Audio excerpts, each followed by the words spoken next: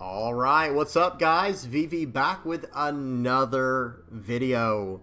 And in today's video, we've got some yellow Katakuri action lined up for you. And we're going to be talking a little bit about the placement I had for this leader in the upcoming meta. I did place this leader very highly up in the top 10 conversation going into OP10 for us in the West after the bans. So we will be talking about that in today's video. Now, without any further ado, guys, let's hop straight into this. We have a lot to talk about today, a lot of games to go over. First things first, we're going to head over to the deck list. I'm going to talk about it. We'll probably talk about the tier list as well when we get to that section, but we're going to talk about the deck list first. After that, I think we have 7 games lined up on the sim, and then we will finish off by talking about the deck list one more time, talk about potential revisions and things like that. And yeah, that's how we'll wrap up the video, okay? So I'll have everything time-stamped down in the general description. I have all relevant deck lists and links down in the comment section below. And guys, if you ever have any comments, questions, or suggestions, please do not hesitate to put those down there in the comment section below, or hop on the VV Theory Discord. Link is in the channel description.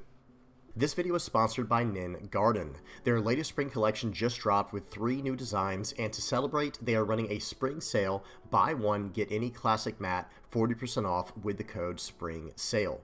Plus, use NIN10 for an automatic 10% off at the checkout. You can stack this with my promo code, the VV Theory, for an additional 5% off, bringing you to a total of 15% total savings on top of the 40% off. All right, guys, let's go ahead and check out the tier list real quick before we launch into the actual deck list. A lot of people were wondering, why do I have Katakuri so high on the list?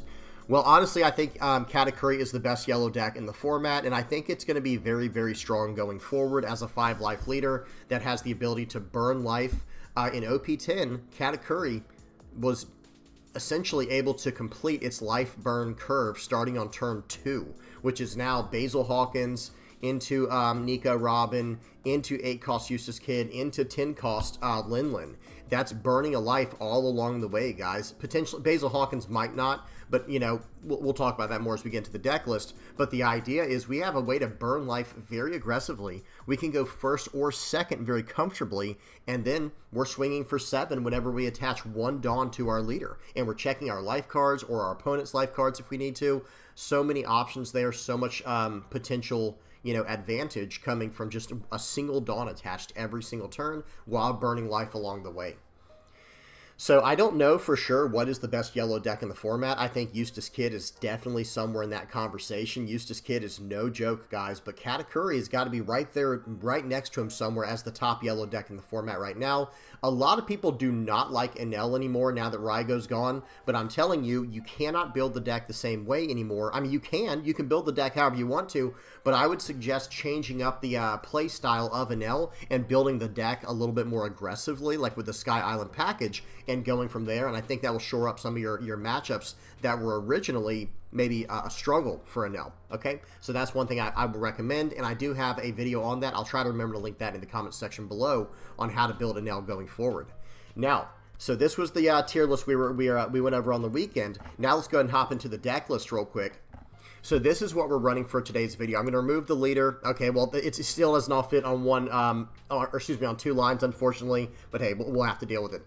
So with this list, guys, I'm going to run straight through it, and then we'll talk about it. So we're running 4 Flampe, searchable 2K counter for Big Mom Pirates. We're running 2 Shirahoshi for utility, 4 Pudding, and 4 Parasparrow. This is just a nice 1-3 card to play on turn 1 and 2, going first or second, doesn't matter. And then we have 4 Charlotte Lin, 2 of the 8-cost yellow Katakuri, 2 Capone Beige, 2 Onami, 3 Kikinojo, 3 Jewelry Bonnie, 4 of the 5-cost Nami that can KO a 5 or less by trashing a trigger card, 3 Nico Robin, and we actually have some pretty decent cards we can cheat out with the Nico Robin if we need to. We have 2 Shirahoshis. We can even cheat out a Pudding if we just need to do a search, a Parasparrow, an Onami just for a body on the board if you need to. I don't know. Beige, we can cheat out and then push it to life with Katakuri on the following turn. We have a lot of options with this trigger, even the Charlotte Brûlée, the 3-cost blocker, that is, because we're also running the 3-cost 2K counter Brûlée. Running 2 Eustace Kids. That number might go up, but just bear with me. There's some ideas there. This is a really strong card, but I don't think we want to be too flooded with this card in our hand either. 2 Charlotte Brûlées, the blocker, 4 Charlotte Brulés, the 2K counter, 3 7-cost Linlins, and then we're running 2 of the electromagnetic cannon, the 4-cost event that KOs a 5 or less, and works as our leader effect, where we can look at the top card of our life or our opponent's life and choose to keep it at the top or put it at the bottom. Okay, this is an excellent event. We might even go up these. And the trigger, draw 2, trash 1, not exactly terrible. So real quick, before we go even a step further, there is a card that's missing in here that I mentioned just a minute ago when we were looking at the tier list. I decided against running the Basil Hawkins.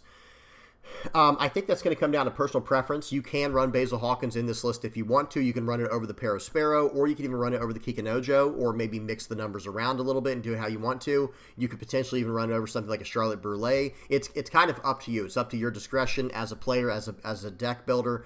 But I was not able to fit it into this version of the deck. Who knows, maybe even over Nico Robin. Maybe you just focus more on the triggers. Maybe we drop down to 2 Nico Robins, go -1 Kikinojo, -1 Joribani, and -1 Perospero, or even just go 3. Instead of going 4 Basil Hawkins, go -1 Nico Robin, -1 Bonnie, -1 Kikinojo, and go triple Basil Hawkins. That is an option.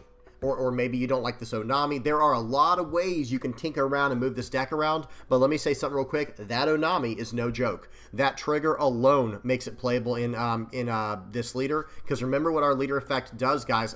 Hey, I almost always start off by reading the leader effect. I forgot in today's video. Let's read it right now.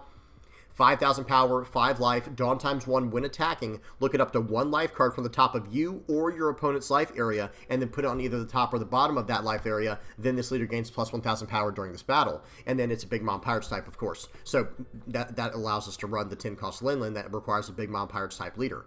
But real quick, guys, attaching 1 Dawn, swing for 7, that's pretty good. That's pretty good in general, and you're setting up your life. I would focus more on your life than I would your opponent's, because let's set up our life so we know what's coming, so there's no surprises. Let's have 100% information if possible, and we can set up some really powerful triggers, because imagine if we set up this trigger to pop one of their characters. Imagine if we set up this trigger so we know, okay, we actually need to counter out because our opponent's not at 3 or less life. It changes the dynamics quite a bit. It allows us to have a lot of agency from what's coming from life, and it makes it not as much of like a random like luck factor as it might seem in other decks. Okay, well, that's really all I want to talk about, guys. I am still running the Big Mom Pirates package because I think, number one, I think this card, Katakuri, is just incredible, period. I think some people might neglect running this card over maybe running 4 of these 7-cost Linlins just so they can go maybe 4 of the the Eustace Captain Kidd. But hear me out. This card can push the 8-cost Eustace Kidd out of the way if they don't have Tashigi on the board. Even if they have Rosinante, it doesn't matter. If they don't have Tashigi on the board, we go, okay, oh, you played out 8-cost Eustace Kidd? Well, so will we. We'll play out an 8-cost Katakuri, and we'll bounce your kid into your life, and now we have an 8,000 power body and whatever else we had for that turn. So really good stuff here. I think this deck is actually a very solid, very good tempo mid-range style deck. You just kind of curve out. You just go straight down the line. Turn 1, you play out Charlotte Pudding or the Shirahoshi if you win second. You can even probably Flampe in some situations, guys. It's a little bit crazy, but sometimes I do like to get that kind of advantage if I'm forced to, if my hand's not good enough. And then turn 2, we have Perospero, the Brulé, or potentially Kikinojo going second. Turn 3, we have the Nico Robin if we went second, or the Nami. Nami is absolutely massive. Or we even have the electromagnetic cannon, by the way, a 4-cost event here. And then going into our turn 4, we slam down a Linlin or a Kid or Katakuri, depending on what turn, if we're going first or second. And then finally, we build up to our final turn where we can get down either the 8-cost cards if we couldn't the turn before, or get down the Charlotte Linlin. So we have a very powerful curve we're trying to set up with this kind of deck.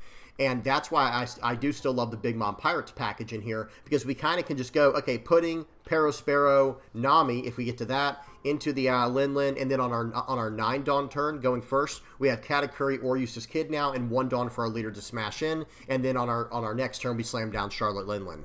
Now, let me say this right now, we do still want to go second every single time. Understand that, guys? Understand that real quick? We want to go second every game if we can. If we can't, though, no problem. Watch what happens here. If we go second, actually, let me say if we go first. So if we go first, it's Pudding, Perospero, Nami into Linlin, into one of these 8 costs, into the 10 Lin, okay? But if we're going second, it looks like this. everything I just said, and you get 1 extra Dawn every turn for your leader effect. Or you can play out one of these 4-cost cards or 6-cost cards. It becomes, you know, however it ends up lining up. But ideally, it would be turn 1 Pudding going second, turn 1 Pudding, turn 2 Parasparrow and swinging 7 with our leader, turn 3 Nami swinging 7 with leader, turn 4 either Nika Robin or the Lin swing 7 with leader, or you can slam down an 8-cost if you have to, and then turn 5 slam down Lin. So just to give an idea of how the deck is meant to be played. Okay? All right, now let's do this, guys. Let's hop into some games on the sim. Okay, first game up, guys, we got against Buggy. That's right, yellow Katakuri versus blue Buggy. Volume is off, speed is on 2x, and here we go.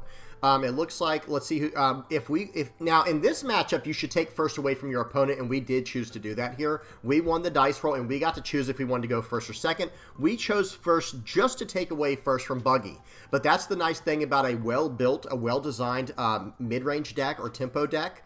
It doesn't matter if we go first or second. We have a curve going either way. Okay, so we are going to swing for 5 here. They get a cross-guild trigger. Seems pretty good. We're going to slam down Parasparrow and pass the turn. Okay, so now next turn, looks like we have a little bit of a dead turn here, right? It looks like we have a little bit of a dead turn. Oh, wait. Our top life card was a trigger. Draw 2, trash 1. We're running quite a few triggers. I didn't count, but we have quite a few triggers. They're going to swing for 6 into 5, and we're going to 2k counter out. We're down to 4 life. That's okay, but we do want to go, I think we should go 2 into 2 right here. Yeah, I don't think they're going to save that card under any circumstance there. We're going to swing for 7. We're going to leave that jewelry bonding on top of our life so we can draw some cards here, and we're going to swing for 9. Very, very aggressive right here, guys. They're going to swing 5 into 2. That's fine, and they're probably going to use their leader effect for the first time, trashing a card, playing out the Dracula Mihawk. Very interesting. They trashed a Buggy that could have played out the Dracula Mihawk. I'm assuming that was some type of mistake there. I'm not exactly sure. We're going to swing for 5, though, either way. And now we're going to swing in here. We swing for 5. That's fine. We're just going to play out a 7 lane on curve. That's all we're trying to do. They're going to 1k counter out. Now they get a choice. Do they want to burn a life or let us gain a life? They chose to burn a life. Probably not the best decision. They do hit us with a Charlotte Pudding here. Unfortunate, but we're also not too upset about that because they didn't slam down any big characters. And look at the cards we ended up drawing from that.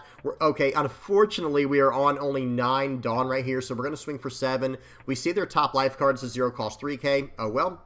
And now we're going to swing for 9. They'll probably block and give us a 2k, 1k right here with the Dracula Mihawk. And we actually did a little bit of a play mistake there. Okay, so watch what happens here. My opponent did not realize. I ended up having to type up to the opponent here like, hey, you know you didn't have to do that. I kind of just blundered there. But let's just pretend things were going to go the other way around. But watch this. Unfortunately, I guess my opponent, again, they just had a lapse of judgment there, a lapse of memory or something, and they just give up on the game right there. Now, I will say this, again, I actually messed up the sequencing there. I should have played out the 7 cost Lin and then swung for 9 because they were probably going to give us 9 life, or excuse me, a life regardless. Then we were going to swing for 9, and then they could have done things accordingly. But just so everyone is aware, that was a slight missequencing on my part. But guys, at this point in the game, we will have 2 7 cost 8Ks down. What are they going to do? They and this might have been a new player. Let's be honest, guys, because there was a play mistake that happened right here. Watch this play, guys. Right here before they, so here we go. On their 5 Dawn play, what they should have done was trash a card from their hand to play out that card in their trash. Look at the card in their trash. That's a 7 cost 8,000 power Buggy that says your 3 cost and 4 cost characters cannot attack for the, period while this card's on the board. They could have played that card out, which could have played out the Dracula Mihawk into the draw 2 trash 1, and then they could have trashed the card from hand, which was a 10 cost 12k. That's fine, and they could have gone about things that way. And then at the very end here, they did have a 10 cost 12k in their hand. Well, they had 2, actually. They had a Kaido and the Buggy, and they could have bottom decked at least one of my Lins, and that would have helped them out a little bit. But after that, guys, again, we're just going to keep the pressure coming. We had quite a few misplays in here on both sides. I think I could have played more optimally, and our opponent definitely could have, but we still got there in the end. Okay, next game. So that was against blue Buggy. Next up, we got a game versus Blackbeard. Okay, so volume is off, speed is on 2x, and here we go. I think a lot of people are scared of this matchup. Like, well, how do we deal with Blackbeard in a deck that fully relies on play effects? Well, the answer is you just go wide.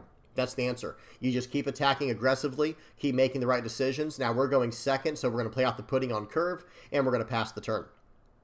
I attached it on my leader. I can't swing on turn 1, guys. I was just doing that, I guess, to be cheeky.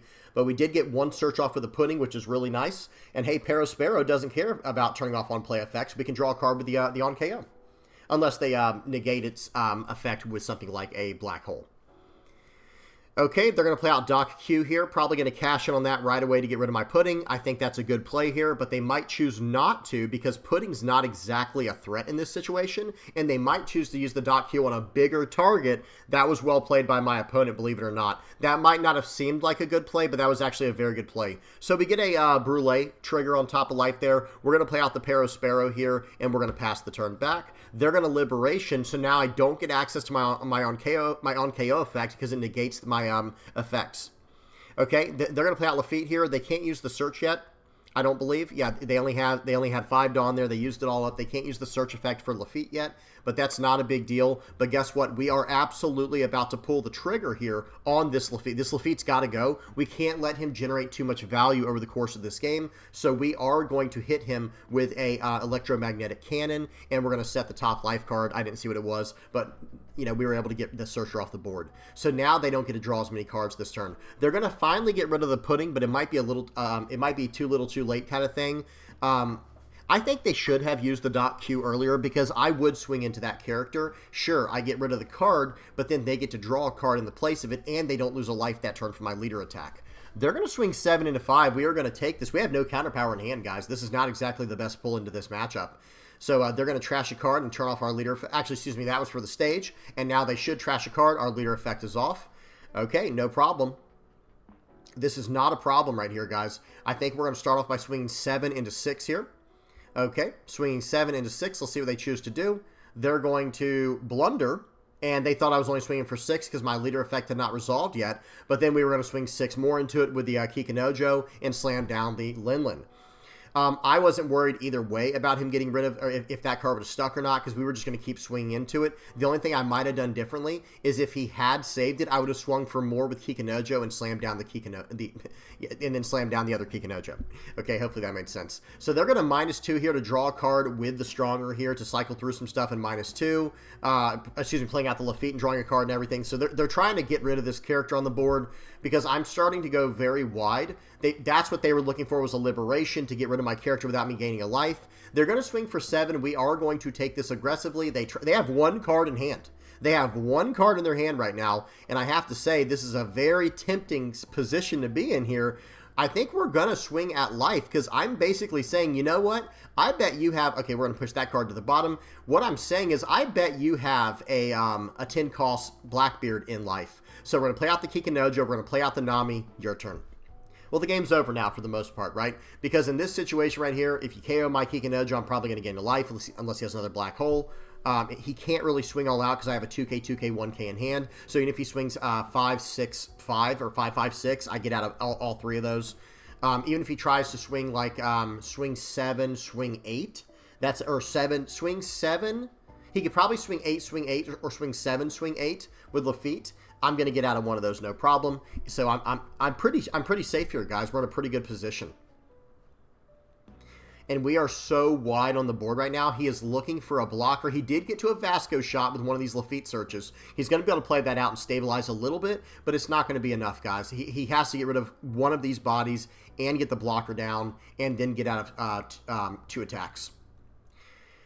Okay, it's not looking good. They are going to Liberation. That was the 3rd Liberation of the game, getting rid of my 3rd Kikanojo. So they're going to get rid of that. Okay, and then they're going to try to get rid of this card here. -2, -2. They're going to pop it. Very nice. They almost got there, but in the end, we're going to 2K counter out. They don't have a blocker. We're going to swing for 9 and GG. Okay, drawing card for the turn, and that was game. So again, it kind of came down to the wire there for the most part, but if they can't start establishing the big guys, it's too much. And if you start going too wide on the board, they can't establish the big guys anyway. Okay, good game to the Blackbeard player there. Next up, we have a game versus Red Shanks. I expect to see quite a few Red Shanks going forward, guys. I think this is a very strong leader moving forward now that the bans are in place. All right, and here we go. We're going to start off going second. They're going first. They play out a Building Snake. And we're going to go double Pudding Searcher to start the game off. They're going to swing for 6. We are going to counter out of that, and they play a Red 4 stage. That can give -1000 activate main. We're going to swing for 7. Guys, our leader effect is very good into Shanks. Now, we could have swung a little more aggressively there with an Onami to give a banish to it and rip his top life card. I'd rather develop my board. I would much rather develop my board here if possible. Okay, let's see what they decide to do next here. They have 5 Dawn. Typically, this is when they'll play something like the 5-cost Yasop. Okay, they might play out the Lucky Roo. They're going to swing for 6. We're going to take that, draw 2, trash 1. I think we set that there. Okay, they're going to play out Tony Chopper. Well, that's really bad for them, right? So Lucky Roo in this position would have been incredible. But that Tony Chopper will not be as incredible. We're going to get rid of a 2K counter to get rid of that card. We're going to swing for 7. Let's see if he does -1 to our leader and then 2K out, or if he takes this. Yeah, so now we can swing for 5. If he had done it the other way around, if he had not, okay, if he had taken that hit, we would not have swung with the Charlotte Pudding, or a Parasparrow, because he get turned off the attack with the leader effect alone, and that would have been terrible for us. So he's going to swing 5 and a 4 here. I think we can just let this go and do a search. Yeah, we're going to snatch, okay, we're going to grab the 7-cost Linlin, not the 10-cost, because we are on a curve. We're on our 8 Dawn turn here. We get to play this out. Do you want to give us a life or do you want to lose a life? They choose to give us a life. We're going to swing 7 into 5. We're going to keep the Parasparrow on top of our life, and we're coming in for 7. They're going to take it, guys. This is getting really hard on the Red Shanks player. This is becoming a very tough game here for them. We'll see what they choose to do now. We do have a decent amount of counter power in hand. Nothing crazy, but we have, we have 1, 2, 3, 4, 5, 6 counter power in hand. So 6K counter power. We have 5 life. We know what our top life card is. It is a Parasparrow. And they're going to pop the Charlotte Linlin. Seems very good. Seems very good. Watch this, though. Okay. They played out a Building Snake.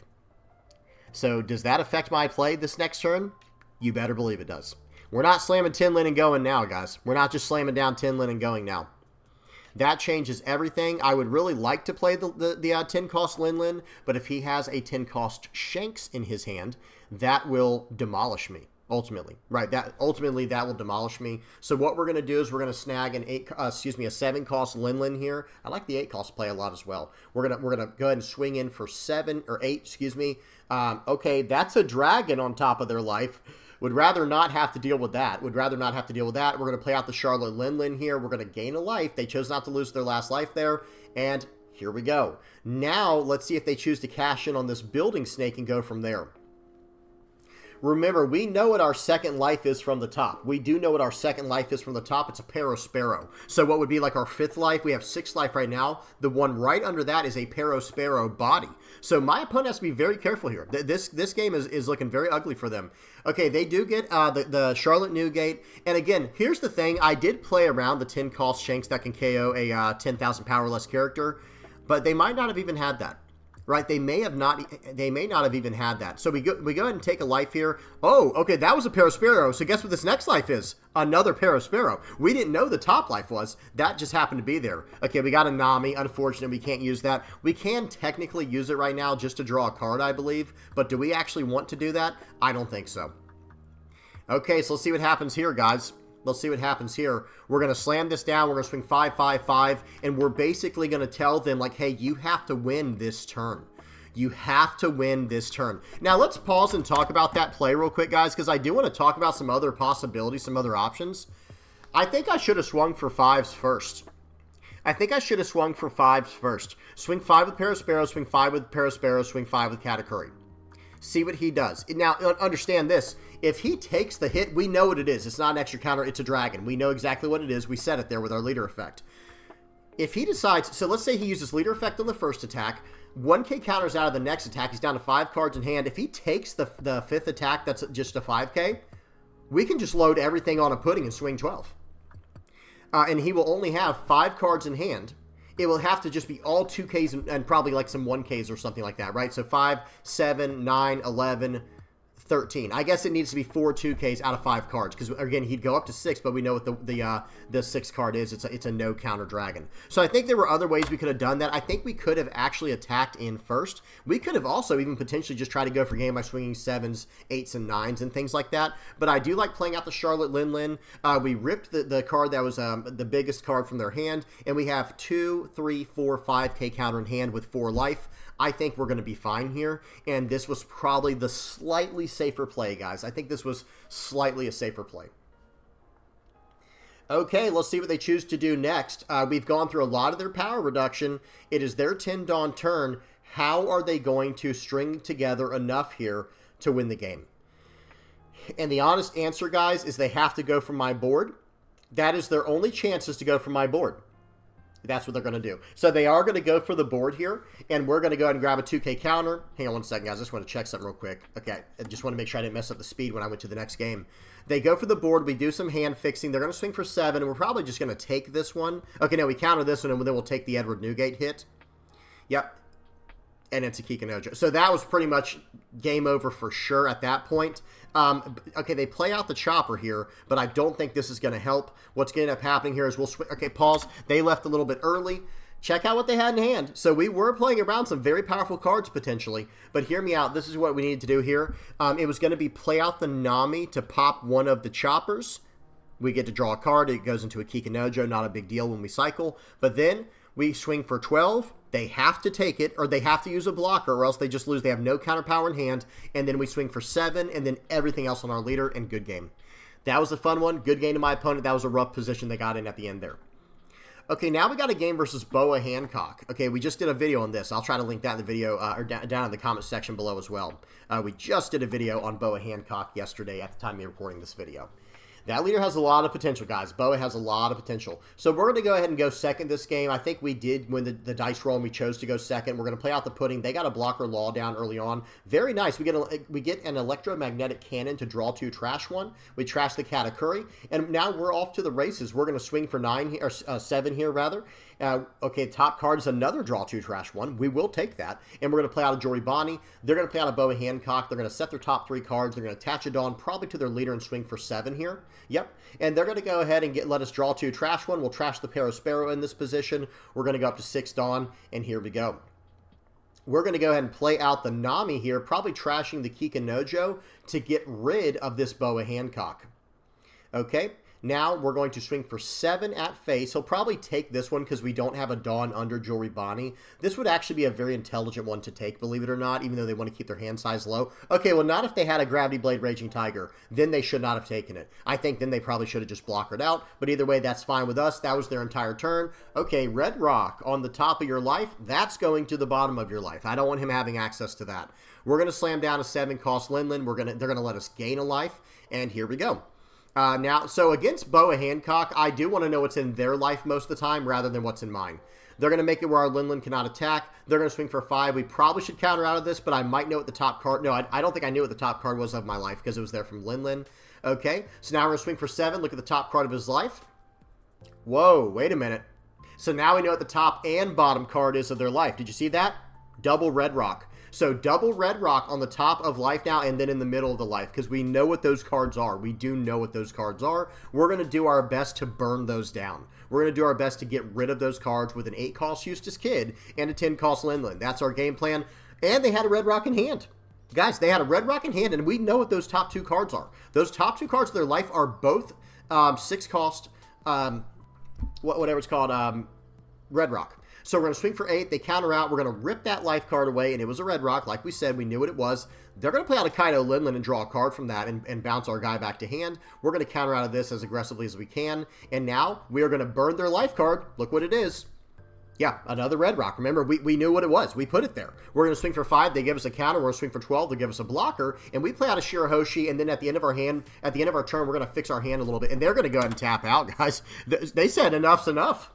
They said enough is enough. They're going to tap out. We've got the blocker. They can't go into our board. They have a 7-cost. Okay, they have 2 cards in their hand that aren't going to do anything except help us win the game next turn. They can't.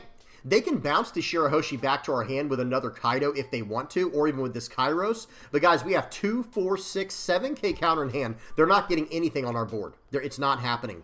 And then next turn we just run them over, and they have to. And if they push back the 8-cost.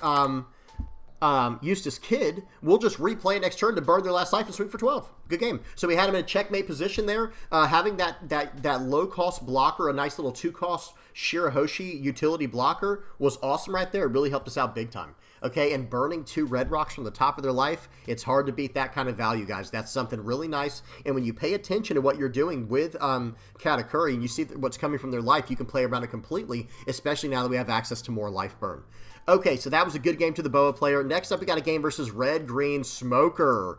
Okay, Red Green Smoker is absolutely a nuisance right now, guys. A lot of people are really enjoying Red Green Smoker, and I understand why. It's a very solid deck. The leader effect is incredible, and yeah, all that good stuff. And they also have access to the green 8-cost Eustace Kid. It's just a solid deck to run right now. So we're going to go ahead and start off going second. They go first here. I think they won the dice roll and chose to go first. They're going to play out Virgo. We're going to play out Pudding. And let's see what they have here. This is a... Okay, so that's good for us. They do not have the Sanji on turn 1 here. Or turn 2, rather. Excuse me. They do not have the Sanji on turn 2. Our top life card is a Pero Sparrow. You love to see it. And here we go. We're probably going to play out the Jory Bonnie here. Yep. And then they had no trigger, passing the turn back. And now it's their 5 on turn. Let's see if they have a Smoker. I do think they searched up the Smoker with the Virgo. I do believe we had that prior knowledge. Okay, let's see what happens here. Maybe not. I may not have remembered correctly. I play so many games, guys. You know how it goes. But I'm pretty sure they found a Smoker, and then they're probably, yeah, they're going to play it out this turn. They get to stand 3 Dawn is active, 1 with the 5-cost Smoker character, 2 with the Red-Green Smoker leader, and here we go. Let's see what they choose to do with that. And I do have it on 2x speed, guys, just to give everybody a heads up. They're just taking their time here. Now, we do have a card for them, don't we? We do have a 4-cost event that can pop that Smoker, don't we? Now, understand how this works, guys. When it comes to Smoker, we get the trigger. Remember, we knew what the trigger was, guys. We set that there. We did have that set there with our leader effect. We knew about that. Now, hear me out. Rosinante can only save a character from being KO'd if your character is rested. So right here, we are going to look at our top card. Beautiful. Okay, so it's actually a 10-cost Linlin. We're going to need that very soon. We're going to swing for 5. Watch this. Instead of letting us draw 2 trash 1, watch what my opponent does here. We're going to swing 5. They give us a 1K. We're going to swing 5 more. They give us the Igloo card. I just call it Kamakura Jutsushi. But then we swing for 5 more, and they have to give us a blocker now or another counter just so that we would not draw 2 trash 1. I think that was a little bit reckless on our opponent's side. Like, let us draw 2 trash 1, keep your hand healthy, and go into the late game so you can defend your Eustace Kids. But at the same time, maybe that won't help because we have an 8-cost Katakuri in hand. Now they're going to play out a Hody Jones here to rest down my board, but that doesn't really help them either. They're burning their own life. Now they're doing their job, my job for me, and we're not upset about that. Not even one bit. Not even one bit. They're going to swing in. We do get a, what was that? Oh, they get rid of our Parasparrow. We do a top 3 search. We grab what we need to. They're going to go 7 into 4. We're going to let it go. We're going to swing 5 at their leader. They're down to 2 life, guys. They took their own life there with the Hody Jones. Are they going to block this? They're going to give us a 1K. Okay, Katakuri. Get the Hody Jones out. Put it on the bottom of the deck. Hey, you can have that card back later. And now I have the 8,000 power body on the board. Would you like to play out a Eustace Captain Kid now? You know what I mean? That's the position we just put them in. Like, hey, would you like to play out a Eustace Captain Kid? Because now I have this big body on the board that's going to force 1 response immediately on activation. They do play out the Tashigi. That's fine. That's fine. We're not upset about that, right? Like, it's not great, but that's fine. Okay, they're going to play out a Virgo. They search up a card. They're going to swing for 7, or 6 rather. We get a Brule. We're going to look at our top life card. I think we're going to put that to the bottom. Okay. It was a Flampe. And now I think what we do here is we just swing for 8 and see what he does. Okay. Let's see what he wants to do here. It looks like I'm going to play out the Nami here to just get rid of the Tashigi. And now we are going to swing for 9 into 8. Remember, I do have knowledge of whatever the card is they drew with Virgo, so I'm doing this attack based off that idea. Now I'm swinging 10 into 8. I see a Eustace Kid on top of my life. I think I bottomed life that too. So now I know Flampe's in the middle of my life and 8-cost Eustace Kid's at the bottom of my life. So now I have some knowledge of what's going on there. I know the top of his life. I'm always trying to keep tabs on this, guys. When you're playing Katakuri, make sure you're keeping tabs on every single little thing in the life you can. Every bit of information is so relevant. Okay, he's going to swing 6 into me, and remember, I don't know what my top life card is just yet. So we are going to 2K counter out of that aggressively. He has 9 Dawn left. Is he running the 9-cost Shanks, or is it going to be another Eustace Kid? It's a 9-cost Zoro. Seems good. Okay, that does seem pretty strong here. I'm not going to lie. That seems pretty good. I'm not going to lie. So right here, I think we are just going to attack in like somewhat aggressively. We'll see what happens. We're going to swing for 5. They're probably going to counter out of the 5K. Yep. Very smart. That was the right thing to do for sure. Now we're going to swing for 5 more. Let's see what he does. Okay, he takes that. We're going to swing in for 8 more. And now we're going to play out the 10-cost Linlin. We're going to gain a life, rip their last life. And now what is he going to do? Remember, he needs 3 Dawn just to be able to swing twice with Zoro. He'll have 7 Dawn left. What does he want to do with that? If he swings 5 or 6, I get out of that immediately. Right? I get out of that immediately. So he can only swing 5, 6, and then 3 9s if he's trying to swing as wide as possible. I have 4 life. I have the 2K counter in my hand. This game, as far as I'm concerned, like in my mind, this game's basically over. There's no way out of this. There's no way out of this for my opponent. He's going to go 5 into 5. I am going to let my board go. Okay, if he wants to do that, that's fine. I do have to play this as intelligently as I can. They're going to swing for, what is that, 14 into 8? Hey, that's fine with me. It's all yours. Okay, now he's going to swing for 14 probably into face and then stand up and swing 14 more. But I think my last life, or my next life here was, okay, no, it was a 10 cost Lin. Okay, he's going to pass the turn. I'm going to swing for 13. So even if he has Kamakura Jutsushi, which will give him +3 and me -2, that will put him at 8 and me down to 11. And then he's going to need 2 more. Good game to my opponent. He had 1, 2, plus 4 is 6. He had 6,000 counter power. So 5, that puts him at 11. I'm swinging for 13. There's basically no way out of it, guys. Good game to my opponent. Remember, I still had an entire swing left with my leader as well. That was a good one. That's why that 8 cost Katakuri is so good. Just move some of their threats out of the way. We'll deal with them later. That's the mentality, guys. I'll deal with the threat later. I'll just deal with that at another time. I might even burn it later. You never know. Okay, now we have a game versus Green Purple Lim. Volume is off. Speed is on 2x, and here we go. Green Purple Lim is no joke, guys. This is a strong deck. Green Purple Lim is a very strong deck.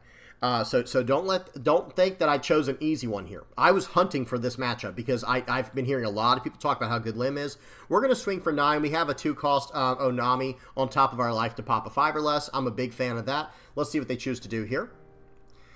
We didn't have any, and this is a bad pull for us. We did not get a good pull, and they got an incredible pull with double Lim. Double Lim means they get to swing 0, and have 2 rested bodies at all times. Okay? That Lim card is incredible. That new 1-cost Lim is something they really needed. It's a really good card. They're going to follow up with a Trafalgar Law for their turn 2. They're going to ramp a Dawn up to 5 here. That's why this deck is so strong. I mean, on what should have been their 4 Dawn turn, they played out 2 bodies, a 5-cost and a 1-cost. They're going to draw 3 trash 2. Seems good, guys. It just seems really, really good. I'm not going to lie. They're going to stand up the Enel at the end of turn because of that Lim. Like I said, this Lim could not have gotten a much better pull than what we've seen so far. Okay, now we don't have anything great to follow up here, but we do need to get rid of that Enel. That Enel does need to go. Now, remember, we do still have an Onami on the top of our life. We're going to pop the Enel, and we're going to go about things this way. Let's see what happens. They're going to swing for 2 just to get a rested character. That's well played. That's how Lim operates. Okay, just waiting for our opponent now. They're going to use their leader effect to ramp a Dawn and play out a 5-cost for 3.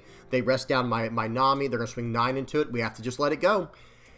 And this is not good, guys. This is not good. I'm just going to be honest with you. We're going to play out the Charlotte Lin. I'm not going for their board at all because they have 2 bodies they can rest at all times with those limbs. So there's no point going for this 2K right now. We knew. Okay, so we got lucky. The top life card was a Pero Sparrow. That was not known information. That came from the Charlotte Lin. But we do know what the 5-cost card, our top card is now. Now we know what our top life card is. Okay. Look who it is, guys. Look who it is again. 9-cost, the 9-cost Zoro. We take the hit there. It rips their 5-cost 6K off the board, and now we just have to aggressively burn into them and just hope for the best here, guys. I mean, it's our only option. We don't have another option. Swing 5, swing 8, and Eustace Kid burn a life. Okay, so here we go. We're going to swing 5. Actually, I think we can swing 5, swing 7, swing 8, and then burn. Okay.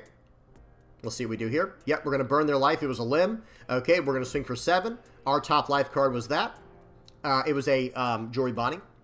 So draw 2, trash 1. And at the end of our turn, we're going to draw 1 and trash 1 with the effect of Eustace Kid. Well, now my opponent is in a very rough position. My opponent is in a very, very rough position now. Let's see what ends up happening. Okay, so it's a Lim. They play out a Lim to do some searching. They're looking for a blocker because the game's over. They can't win in 1 turn here. The game's over, right? They have to find a blocker. Watch this, okay? Here we go. So let's see what they decide to do here. They're going to swing 9 into 9 here. I'm not letting him have that. He's going to have to give me more than that. Okay, you can have that card, though, okay? You can have that card. That's fine. So they have 3 Dawn left. Let's see what they choose to do with it. They need to put out a blocker. We're going to give him a 2K. I'm saying, hey, man, no, you're going to have to get rid of my board. I'm not just going to give it to you. Not just going to give you this. Okay, so they play out an Enel.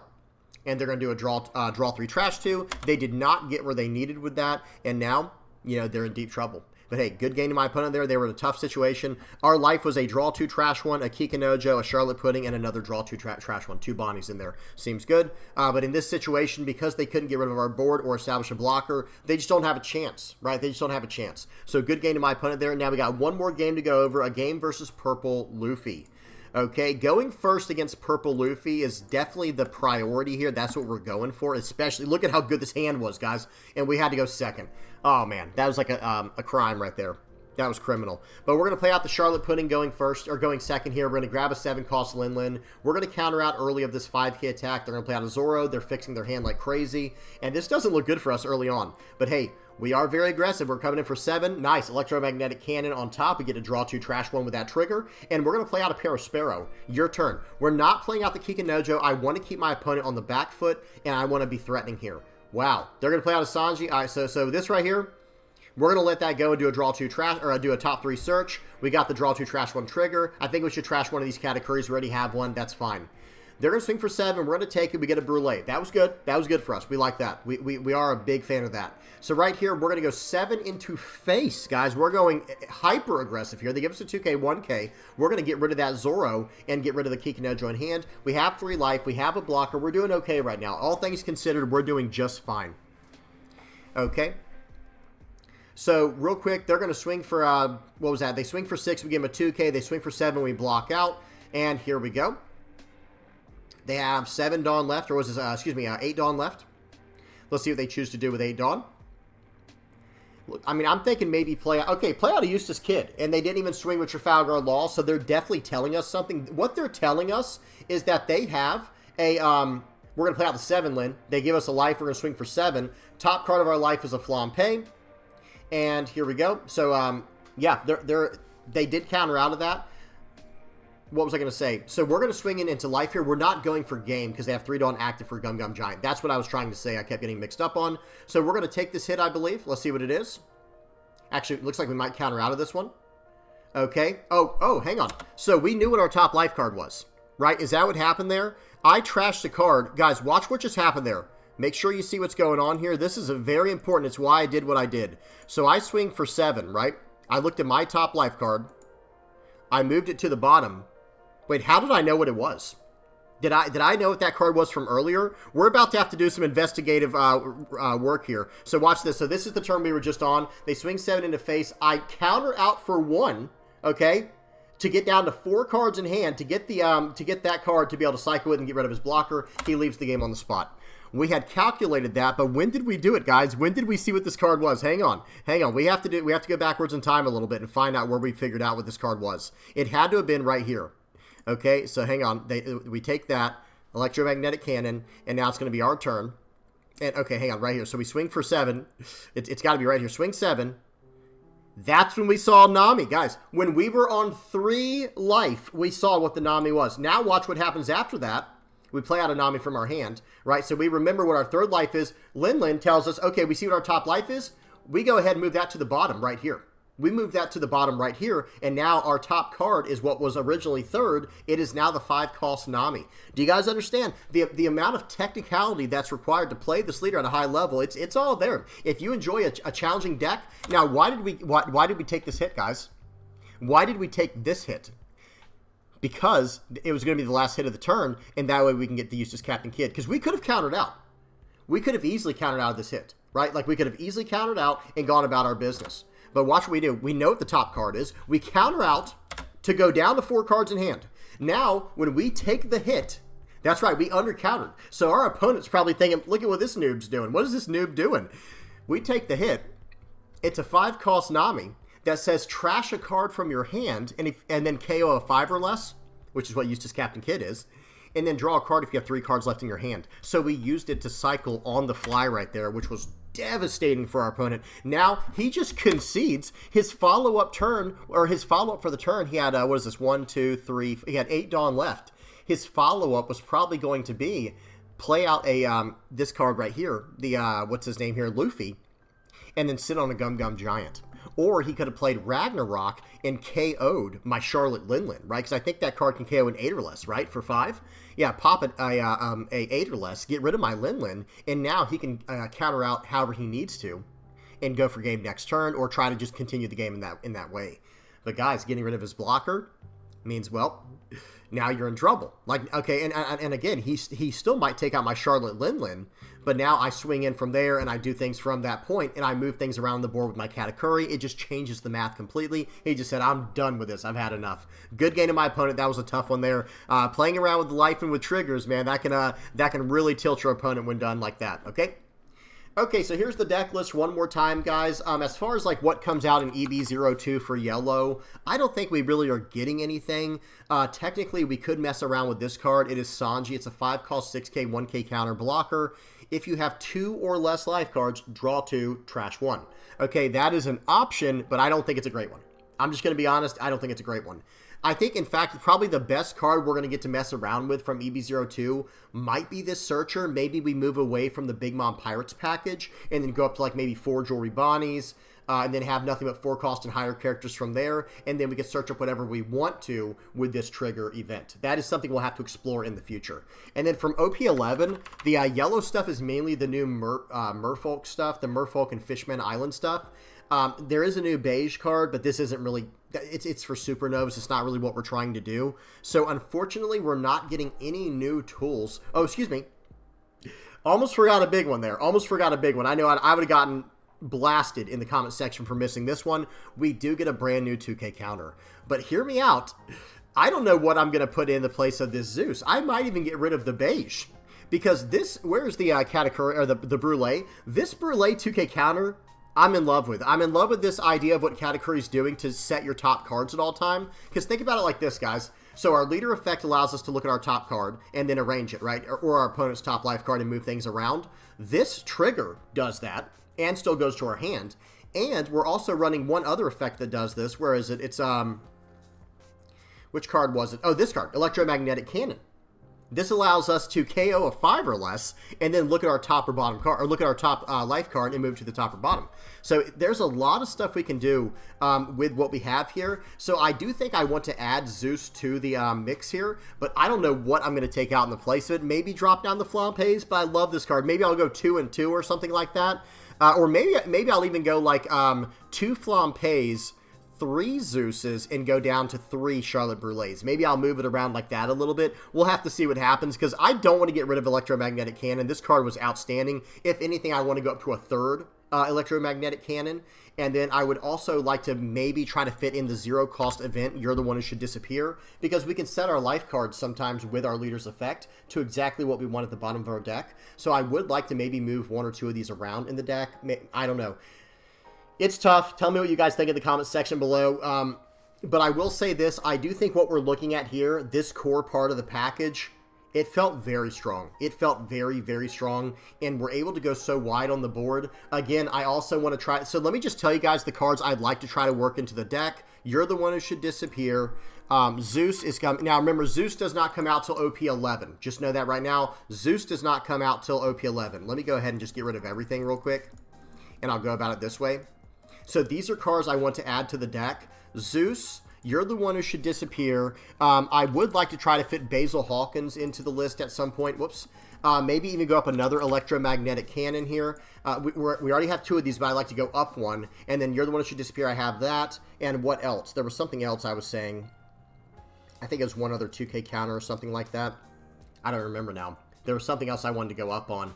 Oh well. Whatever the case is, I'll load the deck back in.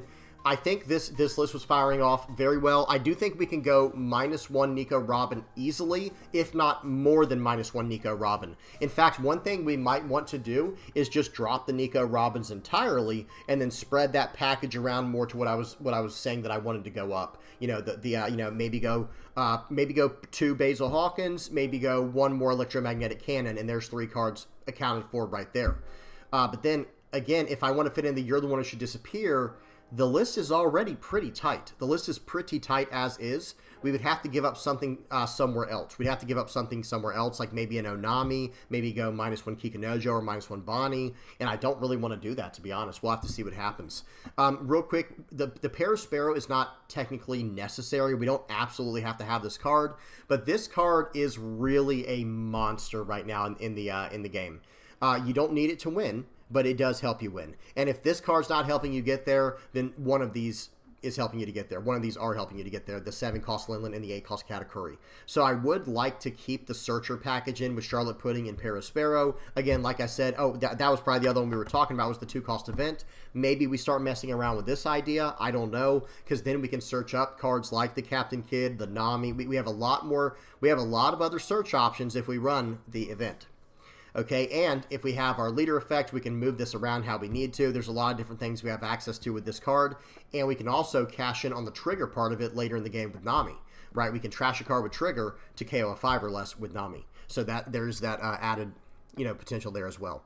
So we'll have to see. There's a lot of thoughts going through my mind. I think this leader absolutely pumps right now. I think this and Eustace Kid are easily the best yellow decks in the game. I do think Enel is not as bad as people are saying it is. You just can't build it go tall, control heavy anymore. You have to build it a little bit more aggressively. And at that point, maybe you should start moving over towards Calgara. I don't know. It's up to you. But yeah, as far as what we see on the screen here, this is where this is the direction I'm trending with the list, and I think it's come out really well. I really want to know what you guys have to say in the comment section below. Please don't be scared to share your comments and suggestions down there. Let's just please keep it respectful. That's all I ever ask.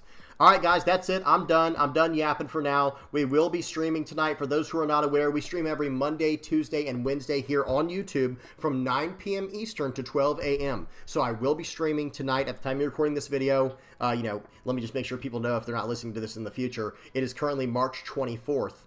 Okay, at the time you're recording this, and I will be streaming at 9 p.m. Eastern tonight. Okay, we do that every Monday, Tuesday, and Wednesday. If you want to catch me on stream, hang out, chat with us on there. That's the best way to get a hold of me and talk to me. And I try to answer every single question in the chat to the best of my ability. Okay, and every now and then we have a special guest come on. Okay, we've had Heart Pirates come on, we've had Marineford come on, we've had Kekfilet. Hey, and if there's any content creators out there listening, or if there's anyone out there listening who wants a content creator to hop on, it's not like it's not very hard to set up. You just find me on Monday, Tuesday, or Wednesday and say something in the chat, and we'll have you come on if you're one of the content creators, or if you know a content creator who wants to get on, tell them to hop on the stream, and we'll get them on. Okay? All right, I'm done. Hope y'all enjoyed. Please don't forget to like, subscribe. Guys, if you're supporting me in any way, shape, or form, whether you're liking, subscribing, sharing, commenting, viewing my stuff, using my TCG player affiliate link, supporting me through PayPal, Patreon, donations, Playmat supporters, YouTube members, Discord community, however you are helping me out, I really appreciate it. Thank you guys so much. And yeah, till next time. Peace.